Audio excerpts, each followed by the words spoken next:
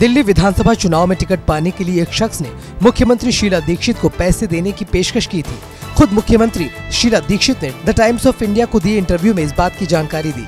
दिल्ली में इसी साल विधानसभा चुनाव होने हैं।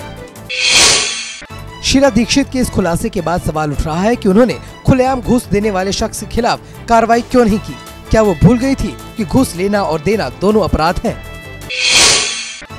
कोबरा पोस्ट के स्टिंग के बाद आरबीआई ने कई बैंकों की जांच की तो पता चला कि कुछ बैंकों ने सोने की बिक्री में भारी गड़बड़ी की है।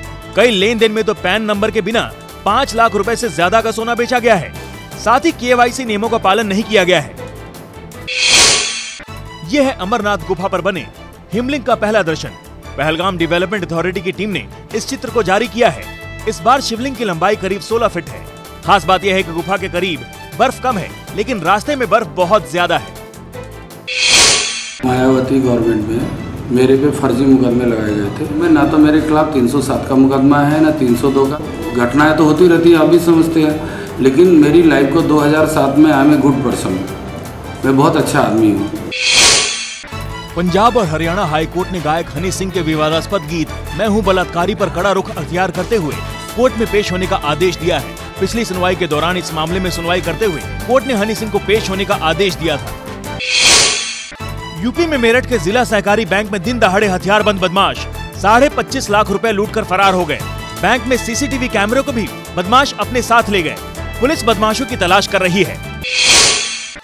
महालक्ष्मी रेस कोर्स की 99 साल की लीज 31 मई को खत्म हो रही है। अब बीएमसी की सत्ताधारी पार्टी शिवसेना चाहती है कि लीज को आगे ना बढ़ाया जाए और यहां बाला साहब ठाकरे के नाम पर पार्क बने। फिल्म अभिनेत्री प्रियंका चोपड़ा ने झारखंड में रांची के बिरसा मुंडा जियोलॉजिकल पार्क में एक बाघिन सुंदरी को गोद लिया है। पिछले साल उन्होंने बाघिन दुर्गा को गोद लिया था। तपती गर्मी से बचाने के लिए वाराणसी के मंदिरों में देवी देवताओं के स्नान, खस, इत्र और गुलाब जल का छिड़काव कर उनकी आराधना की जा रही है। उत्तर भारत में भीषण गर्मी पड़ रही है। दिल्ली की साकेत कोर्ट ने महिलाओं पर की है विवादास्पद टिप्पणी। एक युवक पर महिला ने गैर इरादतन हत्या की कोशिश का आरोप लगाया था। मामले की सुनवाई के बाद कोर्ट ने आरोप को गलत मानते हुए आरोपी को बरी कर दिया, लेकिन टिप्पणी करते हुए कहा कि कहा जाता है कि इंसानों में स्त्रियां ज्यादा खतरनाक होती हैं। भाजपा के वरिष्ठ नेता विनय कटियार के भतीजे राजेश कटियार की जहरीला पदार्थ खाने से संदिग्ध हालातों में मौत हो गई। राजेश कटियार के घर वाले बेहोशी की हालत में उनको खेत से उठाकर कानपुर के एक निजी अस्पताल में ले गए, जहां उनकी मौत हो गई। रोहतक के करौथा के आश्रम में हुई हिंसा में 3 लोगों की मौत को बाबा रामदेव ने शहादत करार दिया है।